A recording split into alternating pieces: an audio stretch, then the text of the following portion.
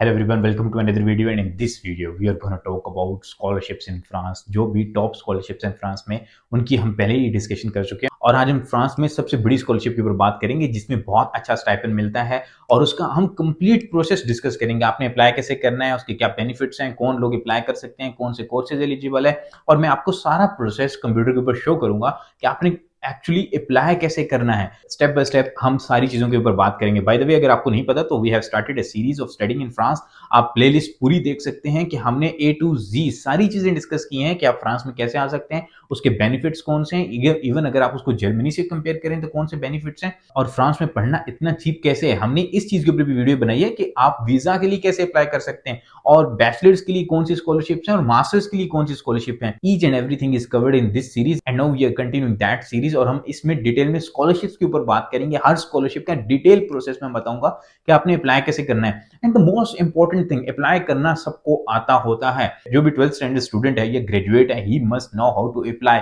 Apply करना is not a big deal, but how to win scholarships, that's actually the science. And with my experience of winning multiple scholarships in Europe, I am sharing my experience with all of you guys so that you guys can also win scholarships here in Europe. So चाहे हम Erasmus Mundus scholarship की बात करें, जो scholarship मुझे मिली थी उसके ऊपर भी हमने एक डिटेल सीरीज प्रिपेयर की है। उसमें A to Z हमने सारी चीजें डिस्कस की हैं कि आपने अप्लाई कैसे करना है, आप कौन सा कोर्स सिलेक्ट कर सकते हैं, कैसे अप्लाई कर सकते हैं, A to Z। लाइक आपने मोटिवेशन लेटर कैसे लिखना है, लेटर ऑफ रिकमेंडेशंस कैसे लिखने हैं, सीवी कैसे बनानी है, हमने सारी चीजें ये डिस्कस की हुई हैं इसी चैनल के ऊपर। आपको इसी चैनल पे सारी स्कॉलरशिप्स की डिटेल मिल जाएगी, चाहे वो आयरिश गवर्नमेंट स्कॉलरशिप हो, चाहे शिवनिंग स्कॉलरशिप हो, चाहे बेल्जियम की स्कॉलरशिप्स हो, चाहे स्विट्जरलैंड की स्कॉलरशिप्स हो। इस चैनल पे आपको सारी डिटेल्स मिल जाएंगी। और आज हम बात करने जा रहे हैं फ्रांस की सबसे बड़ी स्कॉलरशिप के बारे में, जो है मास्टर्स और पीएचडी वालों के लिए। बैचलर्स वाले इस स्कॉलरशिप में अप्लाई नहीं कर सकते।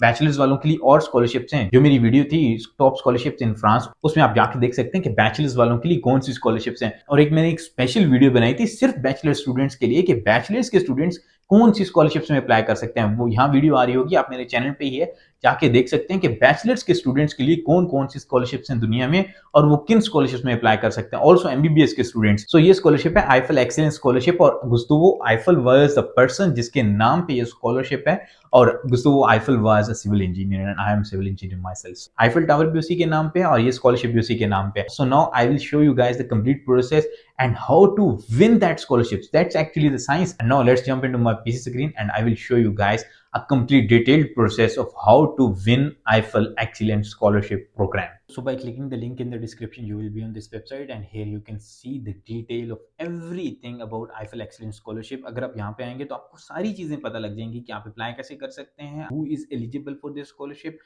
और डॉक्यूमेंट्स कौन से रिक्वायर्ड है और कंप्लीट प्रोसेस एक्चुअली क्या है। That is the main thing. Like complete process क्या है स्कॉलरशिप का, आपको सब कुछ यहाँ पे आइडिया हो जाएगा और मैं आपको भी एक्सप्लेन भी करूंगा। And the most important thing मैं आपको बताऊंगा कि आप ये स्कॉलरशिप जीत कैसे सकते हैं, which is the main thing to win this scholarship. So हम वन बाय वन चीज़ों को देखते हैं। सो अगर हम देखें सबसे पहले तो host country of course the France, और इसके अलावा ये जो स्कॉलरशिप है ये सिर्फ मैं अगेन कहूँगा मास्टर्स और पीएचडी के लिए है। बैचलर्स वाले स्कॉलरशिप में अप्लाई नहीं कर सकते। बैचलर्स वालों के लिए एमएल बॉटनी स्कॉलरशिप है, उसके ऊपर हम डिटेल वीडियो बनाएंगे, बट अभी ये स्कॉलरशिप जो है ये मास्टर्स और पीएचडी के लिए।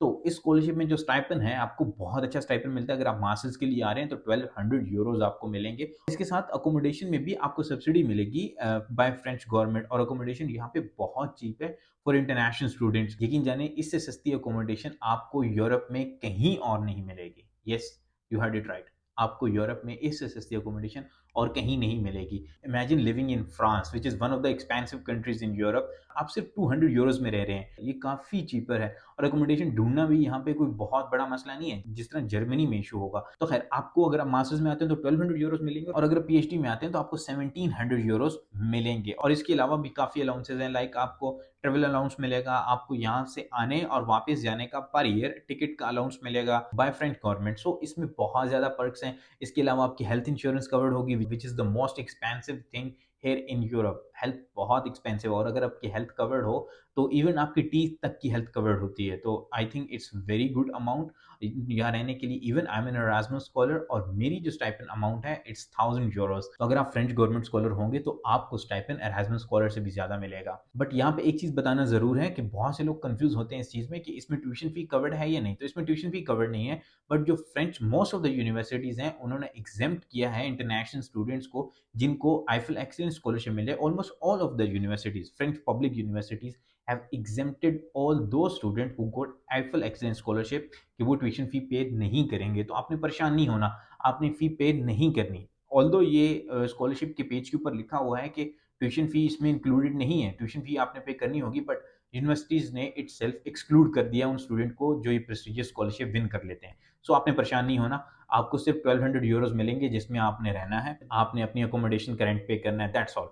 उसके अलावा जो भी हैं वो आप ही के हैं। तो अगर उसके अलावा हम एलिजिबिलिटी क्राइटेरिया देखें तो एलिजिबिलिटी क्राइटेरिया बहुत सिंपल है, आप नेशनल होने चाहिए, फ्रेंच नेशनल नहीं होने चाहिए और आप ईयू के नेशनल नहीं होने चाहिए। इसके अलावा कोई भी अप्लाई कर सकता है, पाकिस्तान, इंडिया, बांग्लादेश, नेपाल, कोई भी अप्लाई कर सकता है, इट्स वेरी सिंपल। और इसके अलावा अगर आप मास्टर्स में आ रहे हैं तो आपकी बैचलर्स डिग्री होनी चाहिए। और बहुत से लोग ऐसे कहते हैं हम फाइनली में अप्लाई कर सकते हैं, तो yes, in this scholarship you can apply in your final year. By the way, यहाँ पे मैं एक चीज बताना जरूरी समझता हूँ कि अगर आप फ्रांस को कंसीडर कर रहे हैं और इस स्कॉलरशिप को कंसीडर कर रहे हैं तो आपने अभी से फ्रेंच यूनिवर्सिटीज में अप्लाई करना शुरू करना होगा, बिकॉज इस स्कॉलरशिप के लिए पहले आप अप्लाई नहीं कर सकते। आपको एक्सेप्टेंस लेटर चाहिए होगा और आपकी यूनिवर्सिटी या स्कूल जहां पे आपको एडमिशन मिलेगा वो स्कूल आपके बिहाफ पे आईफिल एक्सीलेंस स्कॉलरशिप को कैंपस फ्रांस को एप्लीकेशन भेजेगा। आपको डिटेल में मैं प्रोसेस एक्सप्लेन भी करूंगा, but as soon as possible आप अपना प्रोसेस स्टार्ट कर दें। आपने सबसे पहले एडमिशन सिक्योर करना है फ्रांस के अंदर, और वो कैसे होगा? एतुदिन फ्रांस के ऊपर रजिस्ट्रेशन से होगा और उसकी मैं डिटेल वीडियो बना चुका हूं, आप यहाँ पे मेरे चैनल के ऊपर जाके देख सकते हैं। एतुदिन फ्रांस की वीडियो,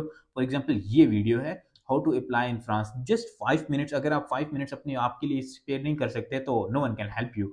तो आपको डिटेल प्रोसेस पता लग जाएगा कि एतुदिन फ्रांस के ऊपर रजिस्टर कैसे करते हैं, अप्लाई कैसे करते हैं फ्रेंच यूनिवर्सिटीज में, आपको सारी चीजें समझ आ जाएंगी वहां पे। तो अप्लाई करने का तरीका ये है कि आपने पहले फ्रेंच यूनिवर्सिटी में अप्लाई करना होगा, एडमिशन सिक्योर करना होगा, और आपको जब एडमिशन की ईमेल आ जाएगी कि आपका एडमिशन सिक्योर हो गया, then you will reply them कि you want to be considered for Eiffel excellence scholarship. तो आपको आईफिल एक्सीलेंस स्कॉलरशिप के लिए आपका स्कूल रिकमेंड करेगा टुवर्ड्स कैंपस फ्रांस। आप डायरेक्टली आईफिल एक्सीलेंस स्कॉलरशिप के लिए अप्लाई नहीं कर सकते, ये स्कॉलरशिप का मेन पॉइंट है, और यहाँ पे वही लोग ये स्कॉलरशिप विन करेंगे जो जल्दी इसमें अप्लाई करेंगे। सो आई सजेस्ट एवरीवन जो इस स्कॉलरशिप को कंसीडर करना चाहता है, start as soon as possible. मैंने कुछ यूनिवर्सिटीज के प्रोग्राम अभी ओपन है, अगर वो आपके रेलेवेंट कोर्सेज में है तो आप अभी से अप्लाई करें ताकि आपको जल्दी से एक्सेप्टेंस लेटर मिले और आपकी एप्लीकेशन कैंपस फ्रांस में पहले पहुंच जाए। जितनी जल्दी आपका एडमिशन होगा उतनी जल्दी ही आपका स्कूल भी आपको आईफिल एक्सीलेंस स्कॉलरशिप के लिए रिकमेंड कर देगा। एंड यूजुअली स्कूल्स रिकमेंड कर देते हैं, बट जितना सीजीपीए आपका अच्छा हो उतने चांसेस ज्यादा होते हैं। बाय द वे, मैं आपको एक्सप्लेन करूंगा कि ये स्कॉलरशिप जितनी कैसे, बट इसका जो अभी तक का मेन जो पॉइंट है, जितनी जल्दी आप अप्लाई करेंगे उतने चांसेस ज्यादा हैं। और इस स्कॉलरशिप की जो डेडलाइन है, note deadline of applying, deadline कि आपका जब स्कूल है वो कैंपस फ्रांस को लास्ट डेट कब तक रिकमेंड कर सकता है, इट्स 10 जनवरी 2025।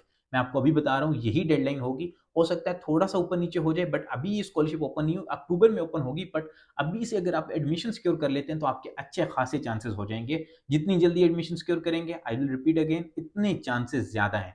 तो उसके अलावा required documents, letter of motivation, letter of motivation कैसे लिखना है, ये ही इस स्कॉलरशिप का मेन क्राइटेरिया है कि लेटर ऑफ मोटिवेशन कैसा लिखा होगा, क्योंकि इसके लिए आपको एक सेपरेट लेटर ऑफ मोटिवेशन लिखना पड़ सकता है टुवर्ड्स योर स्कूल, क्योंकि आपके स्कूल ने आपको रिकमेंड करना होगा, तो वो आपको ये कह सकते हैं कि एक लेटर ऑफ मोटिवेशन भेजें। ये लेटर ऑफ मोटिवेशन आपके एडमिशन के लेटर ऑफ मोटिवेशन से डिफरेंट होगा। तो इसके अलावा आपको सीवी चाहिए होगी, आपको अपनी ट्रांसक्रिप्ट चाहिए होगी, और जो फाइनल ईयर के स्टूडेंट हैं वो अपनी 6 सेमेस्टर की या 7 सेमेस्टर की ट्रांसक्रिप्ट यूज करके इसमें अप्लाई कर सकते हैं। और मास्टर्स में भी यही, अगर कोई मास्टर्स में है और वो पीएचडी के लिए अप्लाई करना चाहता है तो अपनी लास्ट ईयर की जो भी उसके पास ट्रांसक्रिप्ट है वो यूज करके इसमें अप्लाई कर सकता है। इसके अलावा आपको पासपोर्ट चाहिए होगा, और passport it's like a very important thing, हर किसी के पास होना चाहिए। और इसके अलावा डेडलाइन मैंने आपको बता दी कि इसकी क्या डेडलाइन है, जितनी जल्दी हो सके आपने इसमें अप्लाई कर देना है। उसके अलावा कोई भी अगर आपके क्वेश्चंस हो तो आप यहाँ पे देख सकते हैं, आपके सारे क्वेश्चंस को आंसर किया गया है। अब मैं आपको कंप्लीट प्रोसेस समझा देता हूँ। अगर आप फॉर एग्जाम्पल अप्लाई हेयर के ऊपर क्लिक करें तो आप इस ऑफिशियल वेबसाइट के ऊपर आ जाएंगे जहां पे आपने अप्लाई करना है कैंपस फ्रांस के थ्रू। अब कैंपस फ्रांस ने आपको कंप्लीटली एक्सप्लेन किया है यहाँ पे कि आपने कैसे रजिस्टर करना है। सबसे सबसे पहला जो सिंपलेस्ट तरीका है, आप कैंपस फ्रांस को कांटेक्ट करेंगे। कांटेक्ट करने का इजीएस्ट वे ये है कि आप एतुदिन फ्रांस के ऊपर रजिस्टर करेंगे, और एतुदिन फ्रांस के ऊपर रजिस्टर करने की एक फी है 30,000 पीकेआर इन पाकिस्तान, और इंडिया में भी इसी किस्म की फी है जो एतुदिन फ्रांस के ऊपर रजिस्ट्रेशन की होती है। वो कंप्लीटली एक्सप्लेन किया गया है कि आपने अपनी कहाँ पे अमाउंट पे करनी है और किस तरह से रजिस्टर करना है। बाय द वे, अगर आपको ये स्कॉलरशिप मिल जाए तो वो जो सारी फी थी वो आपकी फी वापस हो जाएगी। 30,000 जो भी आपने पे किया होगा एतुदिन फ्रांस के ऊपर, वो वापस हो जाएगा। या अगर आपको पहले ही ये स्कॉलरशिप मिल चुकी है, फॉर एग्जांपल आपने यूनिवर्सिटी के ऊपर डायरेक्टली अप्लाई किया और आपको ये स्कॉलरशिप मिल गई, तो आप इस स्कॉलरशिप का लेटर अटैच करेंगे और टू द फ्रांस के ऊपर तो आपको रजिस्टर करना ही करना है, वीजा के लिए भी और एडमिशंस के लिए भी। तो अगर आपको पहले ही स्कॉलरशिप मिल जाए तो आप स्कॉलरशिप का लेटर इसके साथ अटैच करेंगे, वहां पे एक पोर्टल होगा, मैंने टू द फ्रांस की रजिस्ट्रेशन में कंप्लीटली बताया था, वहां पे आप अपना स्कॉलरशिप लेटर अपलोड करेंगे और आपको सारी जो फी थी 30,000 पीकेआर आपको एग्जेम्प्ट हो जाएगी, आप 0 पीकेआर पे करेंगे, लाइक आपको कुछ भी पे नहीं करना पड़ेगा अगर आपको ये स्कॉलरशिप मिल जाए तो। बहुत ज्यादा बेनिफिट्स हैं। और अगर आप फ्रांस में आ जाते हैं, France is one of the best countries in Europe to study in and it has one of the best research institutes. अगर आप रिसर्च में इंटरेस्टेड हैं तो फ्रांस से बेहतर यूरोप में कोई कंट्री नहीं। हाँ, अगर आपका admission top 10 universities of UK या अगर आपका एडमिशन ईटीएस ज्यूरिक में या ईपीएफएल में या यूनिवर्सिटी ऑफ जिनेवा में हो जाए, लाइक स्विट्जरलैंड में, तब आप उनको ज्यादा प्रेफरेंस दे सकते हैं, बट उसके बाद फ्रांस से बेहतर कोई कंट्री यूरोप में रिसर्च के लिए नहीं है। और सेकंड स्टेप ये होगा आपका कि जब आप रजिस्टर कर लेंगे यूनिवर्सिटी के ऊपर, आपका एडमिशन हो जाएगा, तब आप अपने यूनिवर्सिटी के कोऑर्डिनेटर को कहेंगे, जो भी जहाँ से भी आपको ईमेल आएगी कि आप आईफेल एक्सीलेंस स्कॉलरशिप के लिए कंसीडर करना चाहते हैं, तो आपकी यूनिवर्सिटी आपको रिकमेंड करेगी आईफेल एक्सीलेंस स्कॉलरशिप के लिए। ये यहाँ पे लिखा भी होगा, sports the institute accepts and support your application for Eiffel excellence scholarship. The institute submits your application online via dedicated campus France website. आपको वो वेबसाइट मिलेगी ही नहीं, यानी कि आप उसमें सबमिट नहीं कर सकते स्कॉलरशिप के लिए एप्लीकेशन। जिस यूनिवर्सिटी में आपका एडमिशन होगा वो यूनिवर्सिटी आपको रिकमेंड करेगी स्कॉलरशिप के लिए, और उसके लिए जितना सीजीपीए बेहतर होगा उतने ज्यादा चांसेस हैं आपके। और ये क्लियरली उन्होंने लिखा भी हुआ है कि applicants can not directly send application. So it's very important कि आप ये इन चीज़ों को एक बार देख लें और आपको ये चीज़ें समझ आ जाए। बाय द वे, जो अपडेटेड इन्फॉर्मेशन है वो ये है कि पीएचडी के लिए 1800 यूरोज हो गया, अब 1700 से भी इंक्रीज कर दिया है उन्होंने पीएचडी के लिए। पीएचडी के लिए बहुत ज़्यादा अपॉर्चुनिटीज़ हैं फ्रांस में। मेरी आप डिटेल वीडियो अगर देखें, पिछली वीडियो, तो मैंने उसमें एक्सप्लेन किया था कि अगर पीएचडी के लिए आप कोई भी कंट्री देख रहे हैं तो आप आराम से फ्रांस आ जाएं। France is a heaven for PhD students. France में इतनी ज़्यादा फंडिंग अपॉर्चुनिटीज़ हैं और आपके लिए लाइक बेतहाशा बेतहाशा फंडिंग्स हैं फ्रांस में। यूरोप की अगर किसी कंट्री में सबसे ज़्यादा पीएचडीज हो रही हैं और सबसे ज़्यादा फंडिंग मिल रही है तो वो फ्रांस ही है। आप फ्रांस को जरूर कंसीडर करें। तो आई होप आपको सारा प्रोसेस समझ में आ गया होगा कि आपने स्कॉलरशिप में अप्लाई कैसे करना है। अब मैं आपको समझाता हूं कि ये स्कॉलरशिप आप जीत कैसे सकते हैं। तो भाई, सिंपलेस्ट वे जो स्कॉलरशिप को जीतने का है, द फर्स्ट क्राइटेरिया, एक, आप जितनी जल्दी अप्लाई करेंगे उतने आपके चांसेस ज्यादा है। The second thing is letter of motivation. जितना अच्छा लेटर ऑफ मोटिवेशन आपने लिखा होगा उतने चांसेस ज्यादा है। और लेटर ऑफ मोटिवेशन कैसे लिखा होगा, हर स्कॉलरशिप की एक टाइप होती है। This is a government based scholarship. इसमें आपने एक्सप्लेन करना है कि in which course you are interested and why you are interested in that course. Like आपकी कंट्री में उस कोर्स को लेके क्या इश्यूज हैं जिनको आप सॉर्ट आउट करना चाहते हैं। This is the main thing. ये बहुत इंपॉर्टेंट चीज होती है जब आप गवर्नमेंट बेस्ड स्कॉलरशिप्स को कंसीडर कर रहे होते हैं। मैं अगेन कहूंगा, हर स्कॉलरशिप की टाइप डिफरेंट होती है। Erasmus is a very different scholarship, Fulbright is a very different scholarship. You have to mention the cultural aspects also, but in this scholarship the main thing is research. अगर आप अपने research experiences को अच्छी तरह से mention कर देंगे और कंट्री बेस्ड एक्सपीरियंसेस को, like for example you are coming here in civil engineering, तो सिविल इंजीनियरिंग को लेके मेन इश्यूज क्या हैं आपकी कंट्री में जिनको आप सॉर्ट आउट करना चाहते हैं बाय अचीविंग दिस प्रोग्राम। तो इस प्रोग्राम के बाद आप वापस जाएंगे या आप whatever you want to do, how you are gonna plan this master. आपने ये भी क्लियरली लिखना है कि आप इस मास्टर में अचीव क्या करना चाहते हैं, like on what skills, on what things you want to work. और उसके बाद आप अपना फ्यूचर कहाँ पे देख रहे हैं, लाइक आप पाकिस्तान वापस जाके क्या करना चाहते हैं, आप यूनिवर्सिटी में प्रोफेसर बनना चाहते हैं और लोगों को उस प्रोजेक्ट के बारे में है या उस एक इनिशिएटिव के बारे में एजुकेट करना चाहते हैं, या आप क्या चाहते हैं। So you have to write everything clearly. और उसके अलावा एक बहुत इंपॉर्टेंट चीज है, वो है आपकी सीवी। आपकी सीवी में क्लियरली ऐसी चीजें होनी चाहिए जो रेलिवेंट टू योर मास्टर्स हो, लाइक कोई भी इररेलेवेंट चीज नहीं होनी चाहिए। Let me explain. बहुत से स्टूडेंट्स ये क्वेश्चन करते हैं कि एक्स्ट्रा करिकुलर एक्टिविटीज का कितना इंपैक्ट होता है एप्लीकेशंस के ऊपर। तो मैं ये कहता हूँ कि एक्स्ट्रा करिकुलर एक्टिविटीज का कोई बहुत ज्यादा ऐसी स्कॉलरशिप्स में इंपैक्ट नहीं होता। आपने ज्यादा से ज्यादा चीजें जो शो करनी है वो आपने रिसर्च के रिलेटेड शो करनी है। For example your semester project, for example everything, portfolio, everything that relates to this masters in which you are applying. So in this way, if you work on these things, you can easily win this scholarship. So that's all for this video. I hope you liked our video. और अगर आपको हमारी video पसंद आई है तो just press the like button and do subscribe our channel, because subscribe करना आपके लिए तो फ्री है, but इससे हमारा बहुत कॉन्फिडेंस बूस्ट होता है and I will make a better to better videos.